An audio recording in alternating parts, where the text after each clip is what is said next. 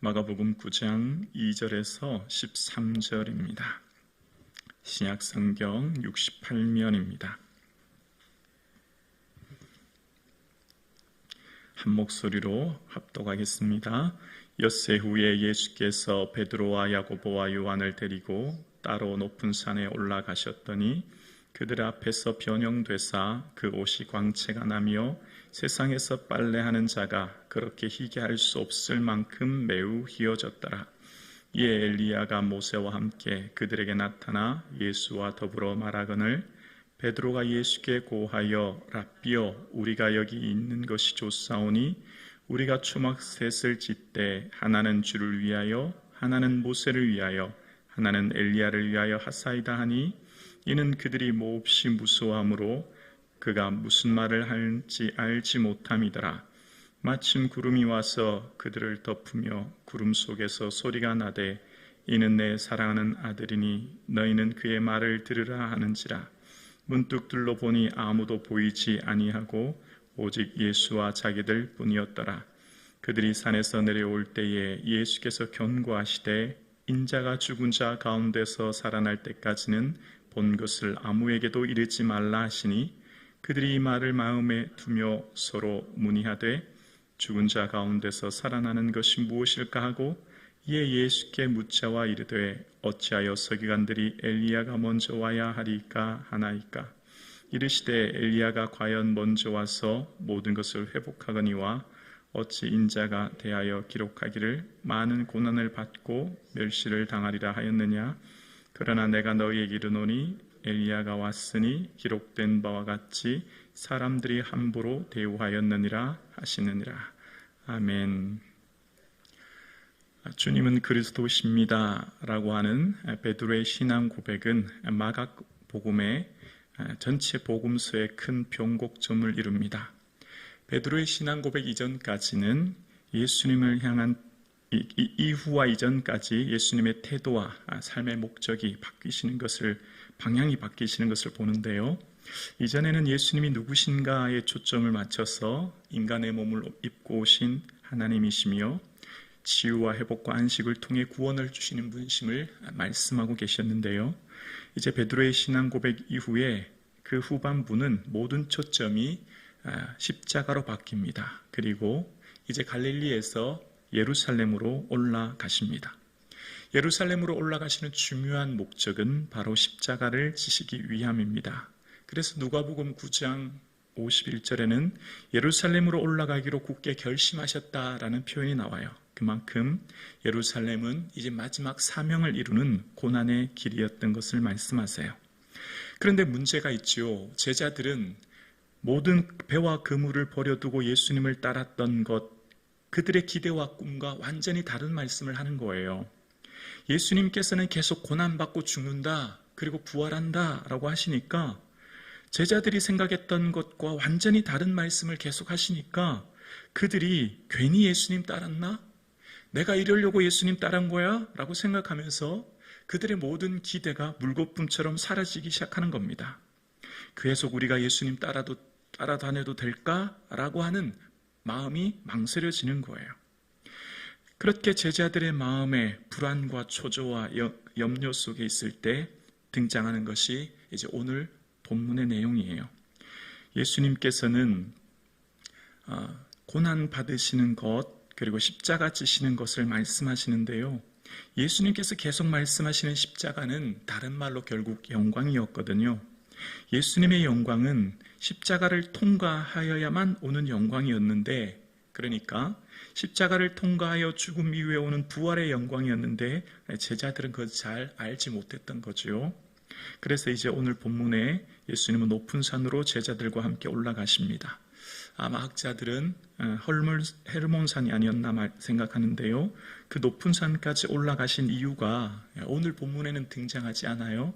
그런데 누가복음에 보면 기도하러 산으로 올라가사라는 표현이 나옵니다. 그러니까 예수님은 늘 중요한 공생의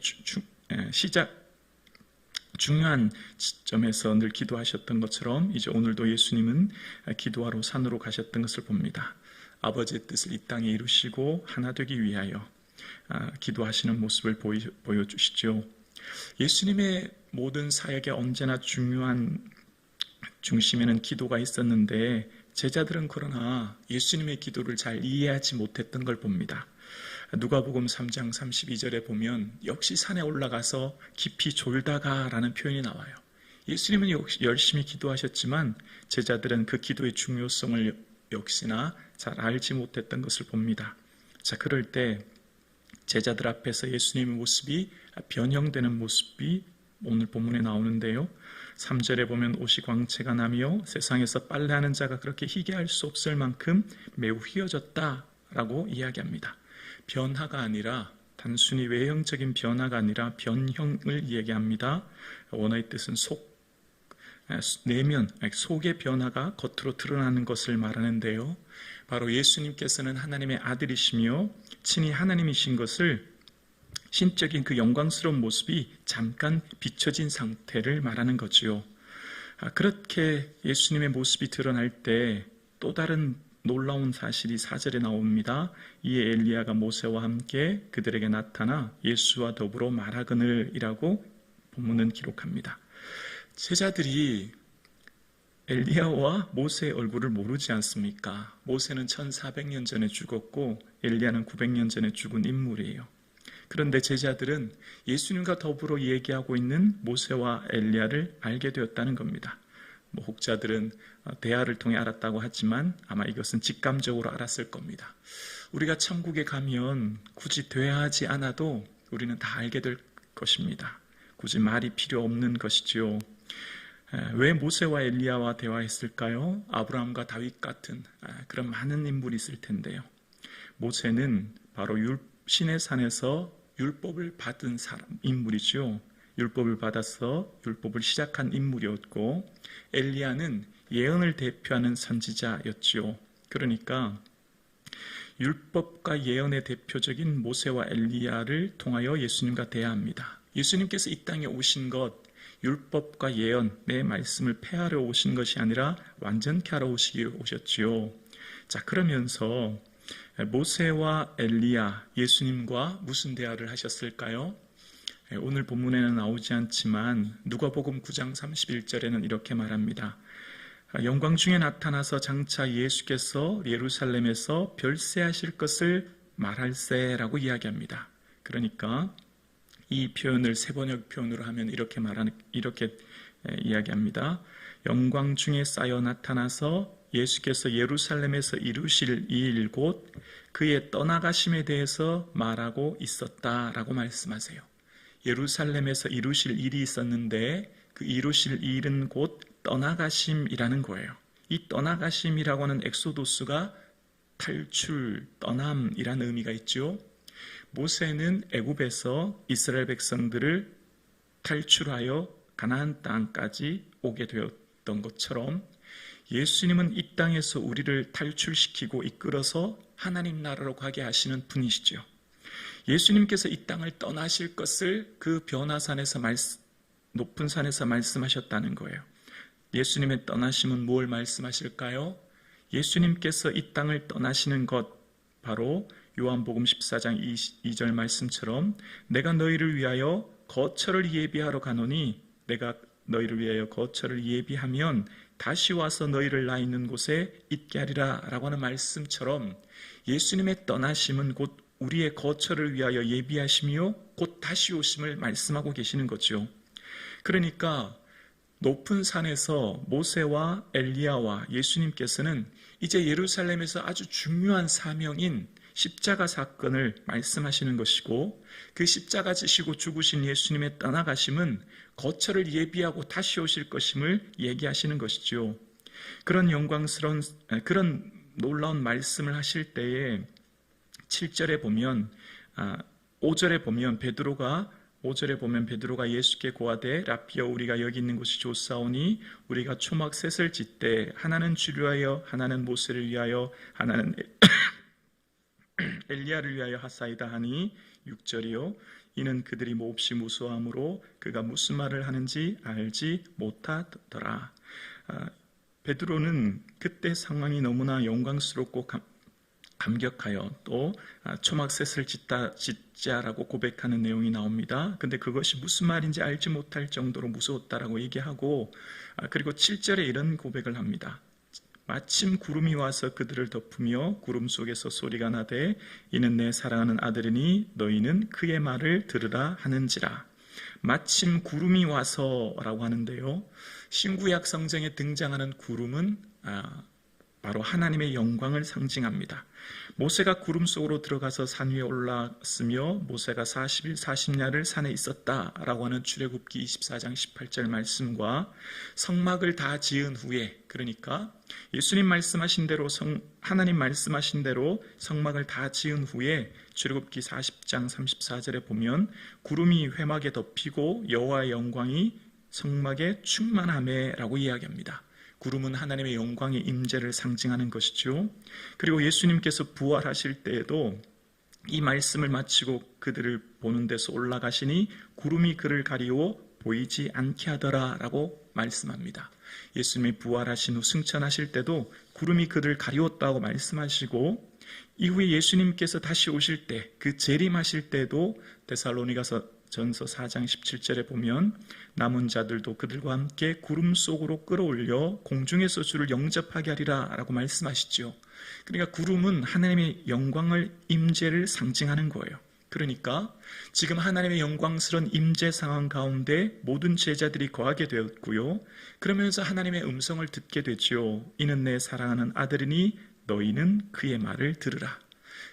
베드로와 야고보와 요한은 하나님의 놀라운 임재를 경험하였고 하나님의 음성을 직접 듣게 된 것입니다. 마치 예수님께서 세례 받으실 때, 공생애를 시작하셨을 때 그 말씀처럼 오늘 그 영광스러운 음성의 말씀을 듣게 된 것이죠. 그래서 이때의 영광이 얼마나 영광스러웠는지 베드로 전 후서 중에 아무런 어떤 기적 체험을 기록하지 않은데요, 오직 딱 이 사건만 기록해요.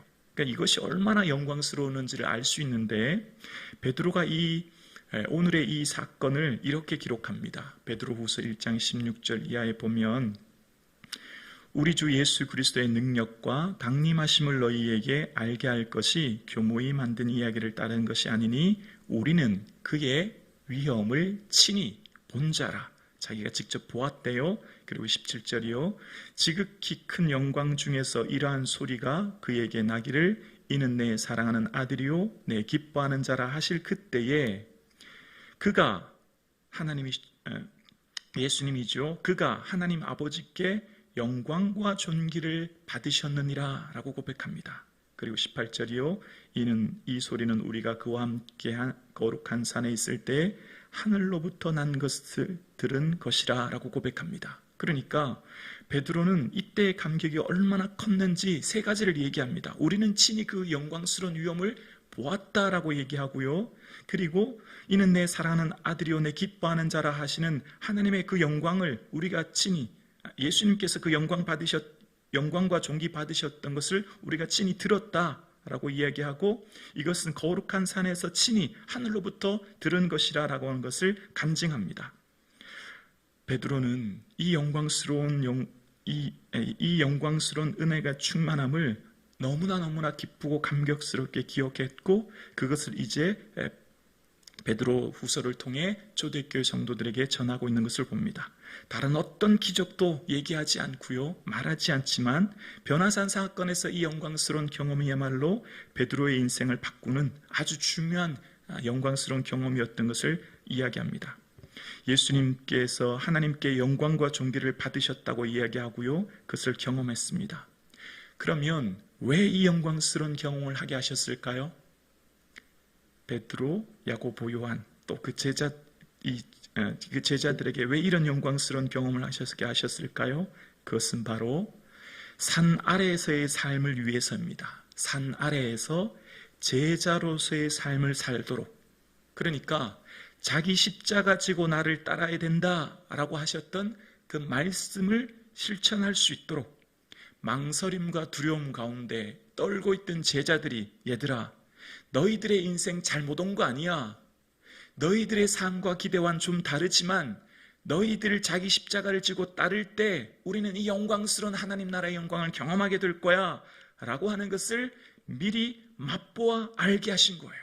그러니까 변화산에서 이 영광스러운 은혜와 영광은 이는 내 사랑하는 아들이요 너희는 그의 말을 들으라 라고 하시는 살아계신 하나님의 음성과 영광을 경험시켜 주신 것은 이제 산 아래에서 제자들의 삶으로 직접 십자가 지고 주를 따를 수 있는 은혜와 힘을 부여하기 위해 주신 은혜인 거죠.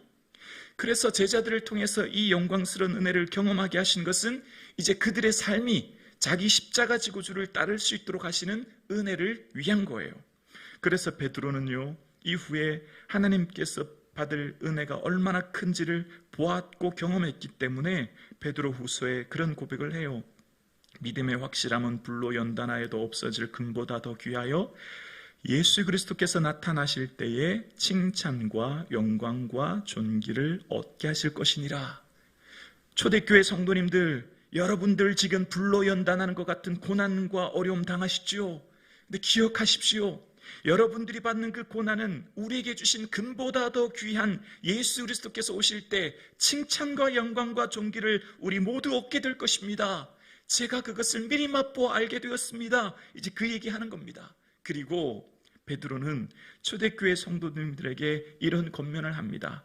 베드로전서 2장 21절에 보면 이를 위하여 너희가 부르심을 받았으니 그리스도도 너희를 위하여 고난을 받으사 너희에게 본을 끼쳐 그 자취를 따라오게 하려 하셨느니라. 그리스도께서 여러분을 위하여 고난을 당하셨습니다. 여러분이 자기의 발자취를 따르게 하시려고 예수님은 그 본을 먼저 보이셨습니다.